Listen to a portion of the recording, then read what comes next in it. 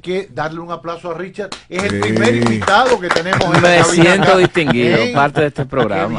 Qué bien. Anteriormente a veces lo sorprendíamos en un vehículo corriendo, pero hoy decidió venir. Y sobre todo porque le quedaba cerca, acaba de salir de una reunión, ¿no? La reunión del comité político fue un paso, 10 minutos acá. Un paréntesis así rapidito, ¿qué se decidió? El comité político definió los miembros de la comisión organizadora. No, como me fui antes, no sé si ya el comité político dio la información. La estuve buscando, pero no la he visto. Entonces no habría que esperar, había que esperar a ellos, pero la primicia es que la coordinadora va a ser la compañera Cristina Lizardo. Bien. Qué bien. Como debe de ser. Como corresponde. Pues nos montamos en esta conversación para hablar de temas económicos, de la realidad que vive el país, de la locución que hizo el presidente el domingo, tomando ciertas medidas o anunciando, o poniendo en contexto el país que tenemos frente a un conflicto bélico entre Israel, Estados Unidos e Irán, que ha disparado los precios del barril de petróleo ya a la baja después de ayer ciertas decisiones que tomó Trump. El PLD ayer fijó su posición. ¿Qué le faltó a lo que dijo el presidente el domingo? Bueno, faltó decir o describir un plan detallado de cómo se va a encarar esta situación externa, más allá del subsidio de los fertilizantes de 1.000 millones de pesos, que nosotros entendemos que es parte de las medidas que debían anunciarse. Uno no vio nuevas medidas, porque recordemos que esta de los fertilizantes la había anunciado ya previamente el ministro Magín Díaz de Hacienda y Economía. Entonces nosotros entendemos como partido, y la nota de prensa lo reflejó así, que debió haber una señal del gobierno diciendo vamos a recortar estas partidas presupuestarias para ahorrar tantos miles de millones y utilizar eso como mecanismo para paliar, para enfrentar la crisis que viene. Ahora, el presidente no dijo que habían relocalizado ciertas partidas para completar una cifra de como de 100.000 millones, ¿no? No, 10 o 10.000 millones. 10.000 millones, escúcheme, para utilizarlos en los subsidios, en los planes sociales. ¿Es esa el recorte por institución? Bueno, habría que ver de dónde salen los 10.000 millones. Nosotros lo que sí planteamos es que se nos diga, que se informe a la ciudadanía, se van a recortar estas partidas en tanto porque entendemos que ahora mismo no son prioritarias. Y eso generaría una buena señal inclusive de cara a la sociedad, porque si se van a pedir sacrificios adicionales en el bolsillo de la ciudadanía, si se van a pedir sacrificios adicionales para los empresarios, pues es importante ver que primero se está sacrificando el gobierno a nivel de su gasto público. El Inés. Bien, como oposición, ¿me escuchan bien? Sí.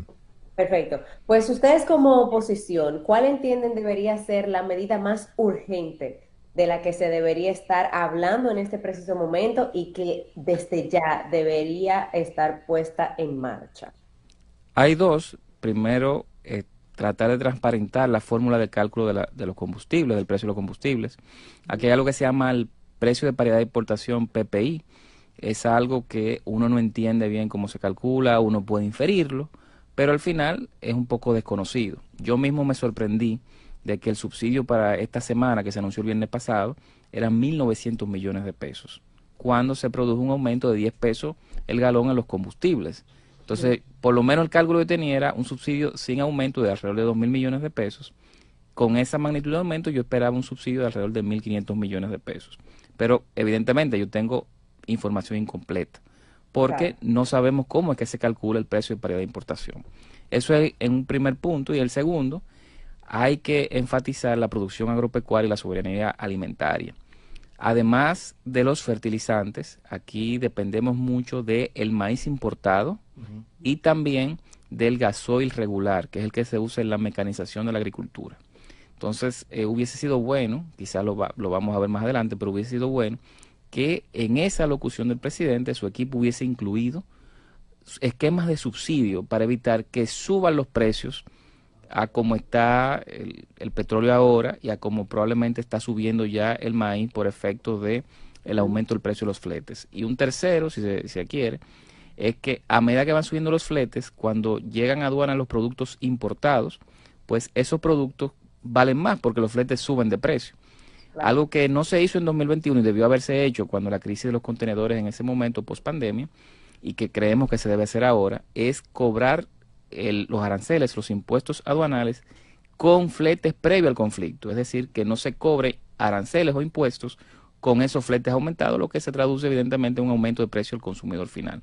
Entonces, resumiendo, están esos 3 puntos. Nosotros queremos claridad con el cálculo de los precios de los combustibles, más subsidios y subsidios específicos muy focalizados en el sector agropecuario para evitar el alza de los precios de la comida. Y tercero, que no cometamos el error que cometimos en 2021 de cobrar aranceles, impuestos aduanales sobre fletes aumentados. Tú hablas de claridad con relación a los precios de los combustibles. El PLD fue gobierno por 16 años. ¿Cómo se calculaba el precio de los combustibles en los gobiernos del PLD? Asumo que se calcula igual. Lo que sucede es que el gobierno actual, cuando fue oposición, parte de su promesa era transparentar la fórmula de cálculo. Y eso no se ha hecho. Okay. Y además se sometió hace como 3 años, cuando estaban altos los precios de la gasolina, se sometió un proyecto de ley de hidrocarburos donde se iba a transparentar esto, pero no se transparentó. Entonces, dado ya las magnitudes del subsidio a los combustibles, es importante ver cuál es el monto real del PPI, cómo se calcula. No dudamos que sea el correcto, o sea, no dudamos que sea el monto de los subsidios, pero por un tema de transparencia es bueno que la ciudadanía ya lo sepa. A mí me gustaría que le explicáramos un poquito a la audiencia en qué consiste el subsidio al combustible, porque eso me va a llevar, o sea, ¿a quién estamos subsidiando? Cuando el gobierno dice, yo estoy poniendo una parte del dinero para que el precio con el que usted compra el combustible no esté disparado, ¿a quién se le está dando ese dinero? Para que, porque se compra a alguien y se compra al precio del mercado. Eso primero. Y segundo, respecto al tema del subsidio a los combustibles, en muchas ocasiones se ha debatido que quizás no ha sido la mejor opción porque se está subsidiando a todo el mundo. El que compra el combustible para echárselo a una guaguita platanera para llevar los guineos a los barrios, como el que se va para Casa de Campo o se va para Punta Cana. ¿Qué opinión le merece eso? ¿Cómo se podría hacer efectivo un subsidio focalizado en los combustibles? Bueno, sobre la primera pregunta, aquí no producimos una gota ni de petróleo, ni de combustibles líquidos, ni de gas natural. Todo eso se compra en Estados Unidos, básicamente, en la costa del Golfo. Allá se compra petróleo que se refina en la Refinería Dominicana de Petróleo, pero también se compran combustibles ya refinados, gasoil, gasolinas, y se trae en barco. Entonces, nosotros tenemos que ver cuál es el precio de venta en el puerto de allá, de esos derivados del petróleo y del petróleo, cuánto es el precio o el costo de transporte, más el seguro, más el costo que se tiene en refinería de refinar el petróleo o de almacenaje, perdón. Entonces, todo eso está en dólares, hay que convertirlo a pesos. Una vez que se convierte en pesos, eso debe dar cuál es el precio de paridad de importación, el llamado PPI. Ahora bien, si sube mucho afuera la gasolina o el petróleo, pues entonces el PPI es muy alto. Y cuando se hace el cálculo de cómo quedaría ese PPI, cómo quedaría el precio final dado ese PPI, poniéndole los impuestos, que son altos, aquí son muy altos, hay 2 tipos de impuestos, uno del 16% del valor del PPI y otro que se llama específico, y también los márgenes al distribuidor, detallista y transportista. Luego de que se suma todo eso, ¿cómo queda el precio de gasolina? Ahora, el PPI es lo importante porque uno lo que no sabe es cuál es el valor en dólares de traer esa gasolina y ponerla aquí en República Dominicana. Entonces, cuando ese precio de paridad de importación PPI es muy alto, el gobierno lo que hace es que subsidia cada galón por la diferencia. Es decir, si el PPI sale en 140 y luego con todos los impuestos y márgenes llega a 290, pues si salen 140 y realmente debía ser 170, bueno, esos 30 lo asume el gobierno. Así que siempre ha funcionado. Mi planteamiento es que se explique cuáles son los costos que hay y simplemente que uno sepa cómo está llegando, a qué precio está llegando el PPI para hacer el cálculo de el subsidio. Ya lo otro de que se dé un subsidio amplio, los americanos le llaman a eso blanket policy porque le aplica a todo el mundo sin distinción. Quienes más consumen gasolina son los hogares más ricos. Por lo tanto, ese tipo de subsidio amplio, cuando los hogares más ricos son los que más consumen de un bien, es regresivo, es decir, no mejora la igualdad, de hecho deteriora el nivel de igualdad en la población.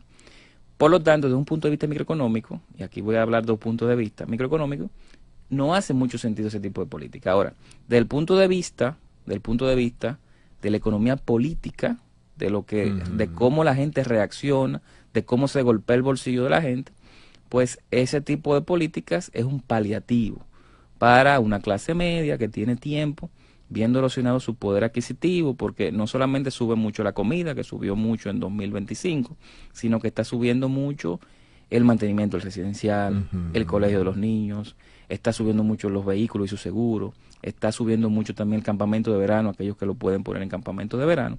Entonces, esa es una manera que tiene el gobierno, y tiene años así, de tratar de por lo menos darle algo a esa clase media y sobre todo clase alta, pero más que nada clase media, que también demanda combustible. Y considerando también, Richard, que si tú le quitas el subsidio a la gasolina y se lo pones a otro combustible, se produce una emigración de un combustible al otro, claro, como sucedió con el GLP. Claro, eso lo vimos cuando de momento le cargaron muchos impuestos específicos. Exacto. A la gasolina regular y la gasolina premium, y mucha gente migró a GLP, entonces bajó la recaudación del gobierno.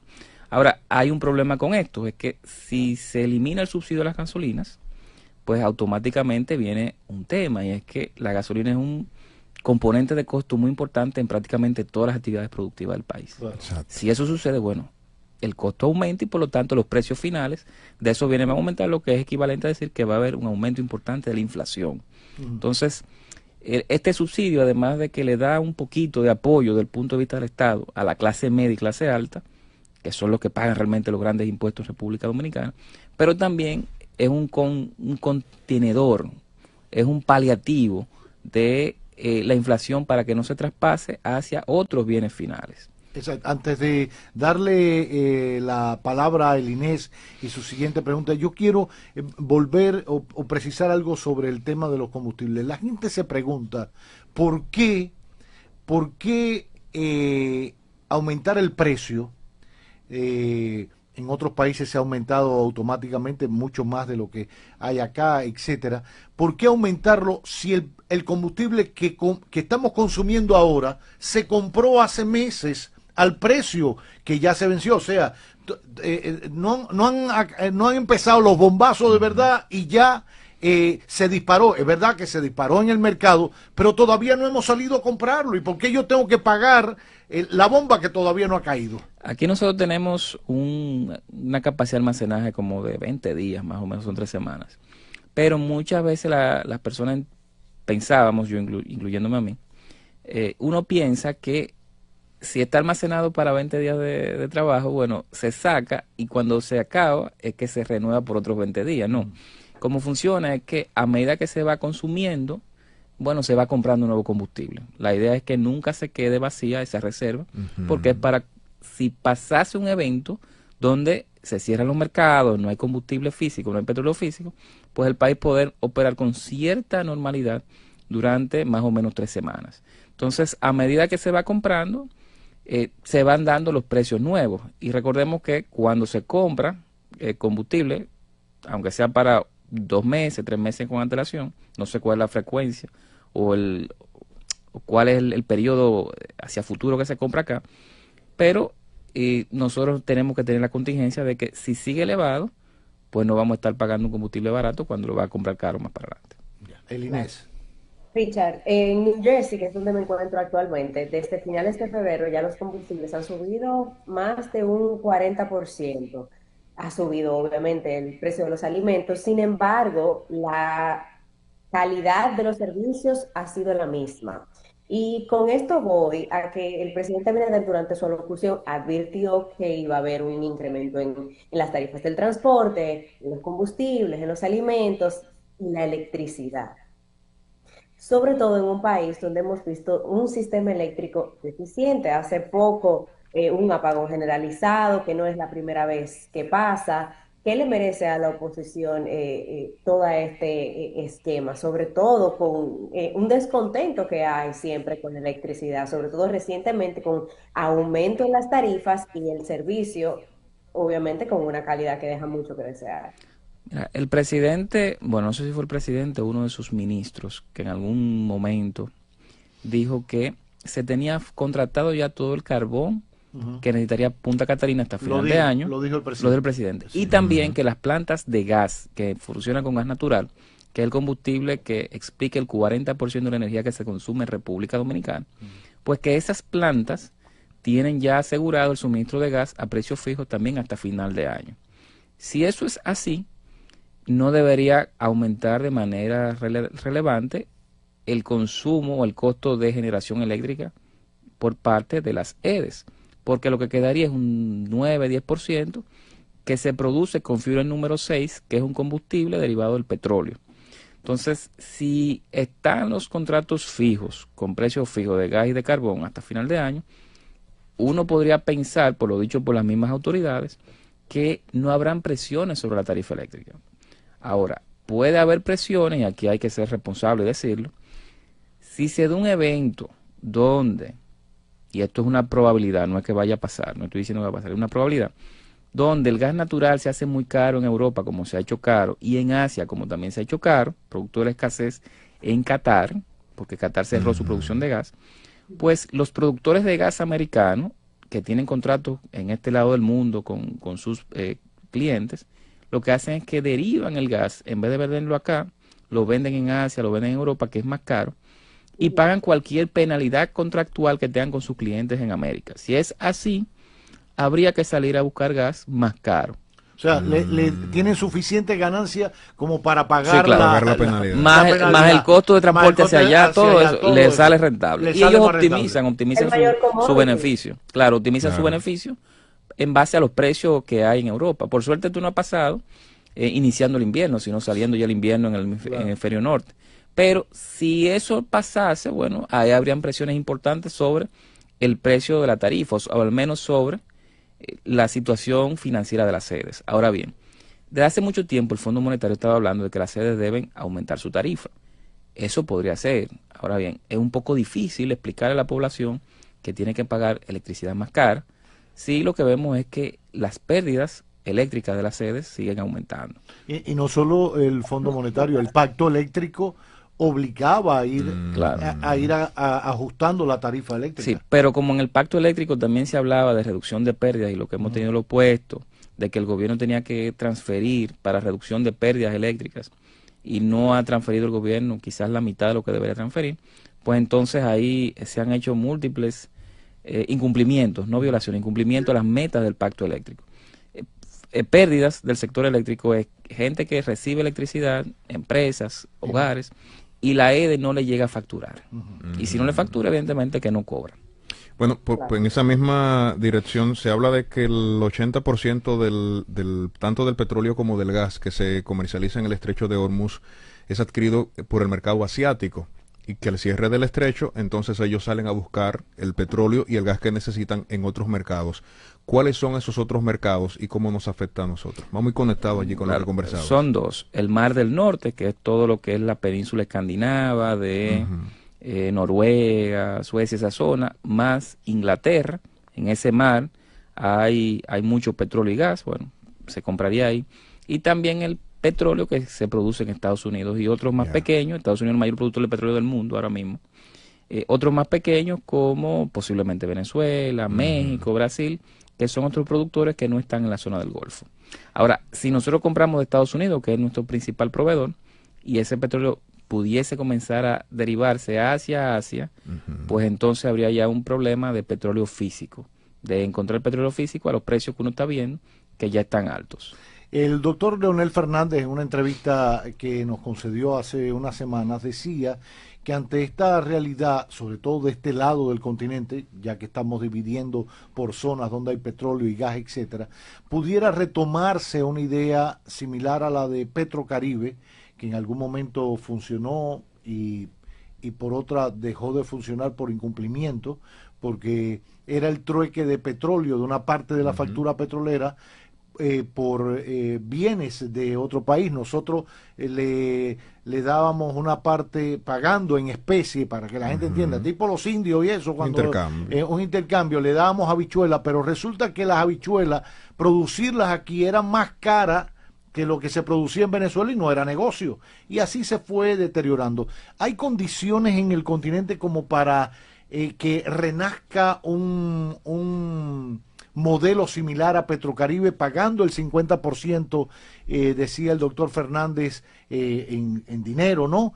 Y el otro 50% a tasas un poco más cómodas, siempre en dinero, no en especie, pero con mejores formas de pago. ¿Usted lo cree posible? Pensando en Venezuela, que ya tiene otra cosa, y otros países como Ecuador, que produce petróleo. Mire, sería difícil verlo. Ojalá nosotros que tengamos esa solidaridad de nuevo. El acuerdo de Petrocaribe originalmente era, te mandan el petróleo, te lo cobran a precio de mercado, era un petróleo pesado, o sea que había que refinarlo, gastar mucho en refinado, pero se pagaba en dinero, como usted bien dice, la mitad, la otra mitad se convertía en deuda. Y esa deuda era una deuda bastante barata, porque era a 20, 30 años al 1 o 2% de interés anual. O sea que era una condición muy favorable para el país. Nosotros llegamos a acumular una deuda más o menos como de 4.500 millones de dólares por ese concepto, o sea que fue un programa bastante interesante, se recompró en 2015 y siempre se ha ido pagando, salvo cuando vinieron las sanciones de Venezuela, que ya el país no podía hacer los pagos. Ahora, sobre si otro país puede hacerlo, yo lo veo difícil, al menos que lo haga en esas condiciones, porque quienes podrían hacerlo son países como México, pero tiene ya sus compradores habituales. Venezuela produce hoy quizás la mitad o menos de la mitad del petróleo que producía diariamente cuando Chávez creó Petrocaribe para todos los países de la región. Y Estados Unidos tiene otra dinámica. O sea, en Estados Unidos el petróleo no es de Estados Unidos, sino que es de los dueños de los terrenos. Entonces, cada uno de esos dueños, cada una de esas empresas, tiene su cliente y vende optimizando su beneficio. O sea que yo creo que es difícil. Y decir no sé si Guyana decir que Petrocaribe no solo era una medida económica, era política. También, era política, claro. Política y diplomática. Sí. Pero fue bastante ventajosa para el país en esos años. El Inés. Bueno, y pues finalmente, mi última pregunta creo en esta intervención, de cara a nuestro próximo invitado viene a hablar del sector turismo. Y de cara a todo esto que se está viviendo, ya se ha hablado de un incremento en las tarifas, de los vuelos y demás hierbas aromáticas, y sabemos que el turismo es una parte muy importante del Producto Interno Bruto del país. Medidas que ve la oposición para esto. Bueno, ahí hay que medir cuál sería el interés. Si nosotros queremos conseguir más mercado, el combustible de avión, que es quizá el componente que más se va a impactar de manera directa con el aumento del petróleo, pues va a subir en todas partes. Si ese es el caso, nosotros podemos pensar para obtener cuota de mercado y abaratar los vuelos respecto a nuestros competidores, subsidiar más. Ahora, hay un efecto que todavía no se ha comenzado a conversar, ¿no? A nivel mediático, a nivel de los centros de pensamiento, es si esta situación de Irán continúa durante varios meses. Si es así, pues ya el alto costo del petróleo, del gas natural, además de que seguiría subiendo, se va a traducir en inflación, o sea, en aumento de los precios de las materias primas y de bienes finales en todo el mundo. Si eso sucede, pues la mayoría de las economías que son los principales emisores de turistas que vienen a República Dominicana y también de cruceristas, pensemos en Canadá, Estados Unidos, los países europeos, Argentina, Colombia, pues estaría en una situación económica peor que hace 3 meses. De contracción. Claro, se estarían contrayendo o quizás reduciendo su crecimiento, lo que haría que la gente tuviera menos dinero, menos capacidad de consumo para viajar al exterior. Entonces ahí podrían venir menos turistas. Pero hasta ahora eso no es algo que hemos visto. Lo que hemos visto los primeros 2 meses es que el turismo ha crecido de manera importante. Eso tiene una especie de truco, o no de truco, sino de contexto, y es que los primeros 2 meses del año pasado el turismo decreció respecto a 2024. Entonces ahora lo que vemos es una recuperación que es positiva, y yo por lo menos espero que siga así, porque en estos momentos donde lo que llamamos los economistas deterioro de los términos de intercambio, es decir, que sube mucho el precio de nuestras exportaciones, particularmente de petróleo, pues nosotros necesitamos que las fuentes que generan divisas se mantengan activas y creciendo, una de las cuales es precisamente el turismo. Y yo creo que haciendo acuerdos entre los científicos de allá y los científicos de aquí, que lo hay, involucrando al sector privado, de hecho, toda nuestra industria farmacéutica es soportada por el sector privado, en República Dominicana podría darnos grandes resultados para llegar a una soberanía importante de medicamentos, sobre todo esenciales, de esos que se necesitan a diario, que hay personas que no pueden vivir sin ese medicamento, y hacerlo genérico colaboraría y ayudaría muchísimo. Ojalá así sea. Son las 2:09 de la tarde en este magazine que no tiene nombre.